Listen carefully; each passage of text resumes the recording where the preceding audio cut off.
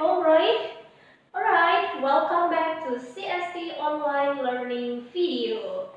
Today we are going to continue our lesson on your student's book, page 68. Okay, please open your student's book, page 68. Ready? Okay, good. Now look at part 1, which is activate part. Here you have to put the words in each sentences, right? You can take a look to the previous lesson to check the words, to check the meaning of each word. Okay, Darren? If you're done with activate part, let's take a look to the whiteboard because I'll explain about word building. In this part, you will learn how to make verb and adjective out of noun. Okay, let's take a look. Here I have written down 2 examples. The first one is the face stage. Okay, so there will be a noun in your book, the face station. How to make verb out of noun? You can add 8 ending. 8 ending will help you to make the noun. Just like the second one, creation. This is the noun. If the ending is using 8, it becomes verb. Now, how to form the adjective? You can add in ending or if ending. Devastation, that's the noun. So for the adjective, devastating. Creation, creative. So you can add in or if ending. Another example is this one, inform. Okay, the noun for inform is information, right? So the adjective is, you can add in or if. Which one do you think? Is it informing or informative? Yes, informative. Okay, so again you add if ending. Right, but other than this, you can also add the other ending. For example, the word prediction. For the verb, it's clear, predict. But for the adjective, it's different. It's predictable.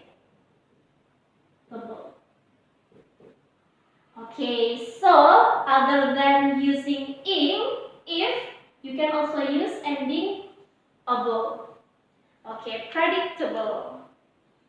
And then protect, protection, protection, protection. Okay, the verb is protect. The adjective is which one? Protecting, productive, protectable. Yes, it's protective. Well done, Darren. Okay, that's for the word building part.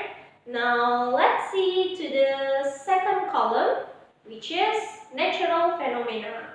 So there are some pictures about natural phenomena on your book, right? From number 1 until 6.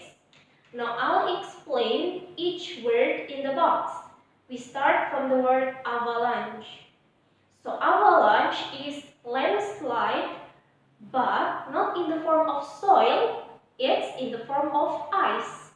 So to make it shorter, avalanche means ice landslide. Okay. Next, drought. Drought is from the word dry. Dry means there is no water.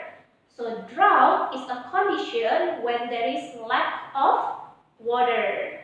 Okay, it happens in dry season. And then the next word, tornado. I believe you know it. Tornado is a wind in the form of spiral. Tornado. Earthquake. You're familiar with this? Thunderstorm. Thunderstorm is the heavy rain followed by thunder. Thunder is lightning, huge lightning. And the last one is hurricane. Hurricane is a very huge wind. Okay, so that's the example. Next part, Darren, you will learn about periods of time. So, 366 days, we call it leap year. In leap year, it means in the February month, there will be 29 days, while usually it's only 28 days. So we call it leap year. It happens every 4 years. Okay, next, millennium. That's the next word. Millennium means 1,000 years. Millennium. How about decade? Decade means 10 years. Every decade means every 10 years. Next one, fortnight. Fortnight means 14 days. So if it's 14 days, we can call it 2 weeks. Fortnight means 14 days or 2 weeks. Okay, quarter. Quarter means 3 months. That's quarter. That's why we have quarter 1, quarter 2, 3, and 4, right? It means every 3 months.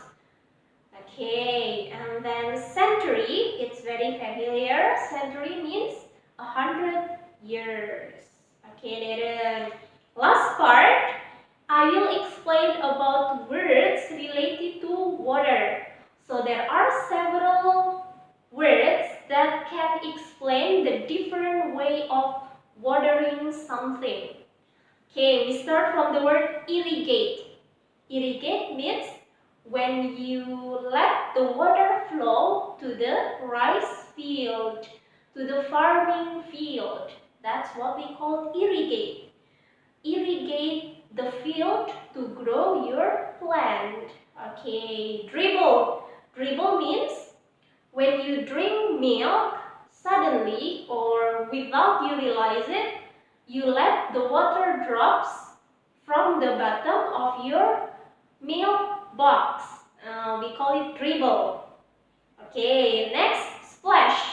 Imagine your sister, your little sister or brother is taking a bath in the bathtub, and then she played with the water and she made the water splash.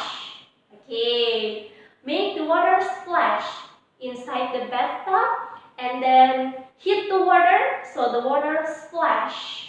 Okay, next, water. It's simple word. We water the plant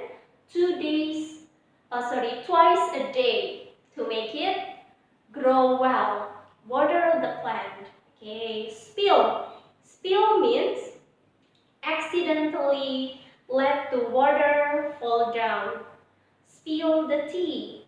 Or imagine if a glass of water is too full and you keep pouring the water, it can spill out. The water can spill out. Okay, next word, drip. Drip means when a water continues to fall down in small drops. Imagine your water tap in your bathroom. Yes, that one. And if the water keeps falling down from your tap, it means the water drip. Okay. The last one is squirt. Okay, so squirt is when you drink juice and then you squeeze. You squeeze the box too hard and it will make the juice inside it squirt. That's the word squirt. From inside the box and then it goes out. It called it squirt because you squeeze it too hard. Okay, then, so that's the words related to water. I hope you understand my explanation well. Don't forget to do your student's book, page 68. Okay, finish the questions and then continued with workbook on page 61. Okay, that's it for today's lesson. Thank you for listening to me. See you. Bye-bye.